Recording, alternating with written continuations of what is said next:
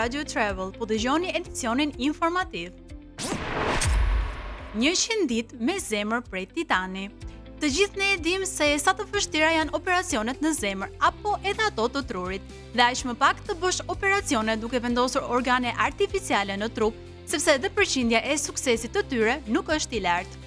Një burr australian në të 40-tat ja ka arritur që të bëhet personi i parë në botë që jeton më shumë se 100 ditë jashtë spitalit me një zemër prej titaniumi, të quajtur Bivaker. Implanti i vendosur i mundësoi atij të jetonte jashtë spitalit për disa muaj dhe më vonë ai mori një zemër tjetër të një donatori. Pacienti po rikuperohet dhe gjendja e tij shëndetësore është mjaft e mirë, ndërkohë që ky rast shënon një moment të rëndësishëm historik për mjekësinë moderne. Ai tregon qartë potencialin e jashtëzakonshëm për një të ardhme ku teknologjia mund të shpëtojë jetë në mënyra që deri më tani ishin të pamundura. Rinia brenda një kërpudhe. Të gjithë me siguri do të donim të dukeshim më të rinj, më energjik.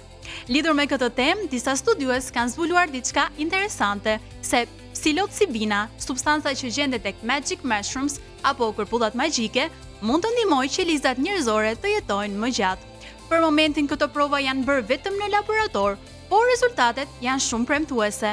Sipas studiuesve, kjo substancë ul dëmtimet brenda qelizave dhe i mban ato më të shëndetshme për më shumë kohë. Sigurisht ende është shumë herët për përdorim tek njerëzit dhe duhen prova të mëtejshme para se të mund të mendojmë për trajtime reale, por potenciali është i jashtëzakonshëm. Imagjinoni një të ardhme ku trajtimet e bazuar në psilocibin mund të ndihmojnë në ngadalësimin e plakjes së qelizave ose edhe të ndihmojnë në luftën kundër sëmundjeve që i dëmtojnë ato. Dëgjoni botën sërish. Edhe për lajmin e tretë nuk do të largohemi nga zhvillimet e mjekësisë. Në Mbretërinë e Bashkuar është miratuar prova e parë klinike tek njerëzit për një terapi qelizore rigjeneruese që synon të trajtojë humbjen e dëgjimit. Kjo provë shënon një hap të madh në drejtim të rikthimit të dëgjimit tek pacientët, të cilët e kanë humbur dëgjimin për shkak të aksidenteve të ndryshme ose të shkaktuara nga mosha. Pra, ndërsa vazhdojmë të shijojmë muzikën tonë me volum të lartë, ky zhvillim i jashtëzakonshëm na kujton se mjekësia moderne ka fuqi të bëjë mrekulli reale. Një ditë të gjithë mund të dëgjojmë botën ashtu siç ne duam. Kur uji takon ujin, Japonia po krijon energji nga deti.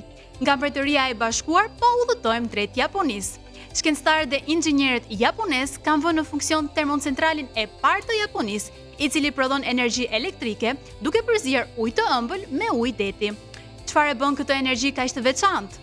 Përveç se është burim i qëndrueshëm, ajo është e pavarur nga moti dhe më e rëndësishmja nuk prodhon dioksid karboni. Kjo do të thotë që çdo kilovat energjie që vjen nga ky termocentral është i pastër, miqësor me planetin dhe një hap gjigant drejt një të ardhmeje më të gjelbër. Imagjinoni këtë, një energji që nuk varet nga dielli apo era, që nuk ndodh dhe që mund të bëhet një alternativë serioze për të gjithë botën. Fit and Happy, 6 muaj aktivitet fizik falas. Dhe për informacionin e fundit për sot, do të shkojmë në Maltë. Duke filluar nga ky vit, të rinjtë e moshës 16 deri 21 vjeç, në këtë vend do të kenë mundësinë të marrin falas një abonim 6 mujor në palestra. Kjo nuk është thjesht një fushat për palestra, por një revolucion për stilin e jetesës së të rinjve. Përmes këtij programi, qeveria malteze synon të promovojë aktivitetin fizik, të përmirësojë shëndetin dhe mirëqenie e të rinjve dhe të krijojë një kulturë ku sporti nuk është luks, por pjesë e përditshmërisë. Ky program pritet të ketë një ndikim të madh pozitiv jo vetëm në shëndetin fizik, por edhe në atë mendor. Studimet tregojnë se aktiviteti fizik i rregullt ndihmon në uljen e stresit, përmirësimin e humorit dhe rritjen e besimit në vetvete. Dhe tani të rinjt maltez do të kenë mundësinë ta përjetojnë këtë çdo ditë pa barriera financiare. E po, sa shpejt kalon koha kur ne flasim për lajme të mira. Ja që edhe për ditën e sotme ne kemi ardhur në fund të Happy Fit, por ne do të dëgjohemi sërish nesër vetëm në Radio Travel.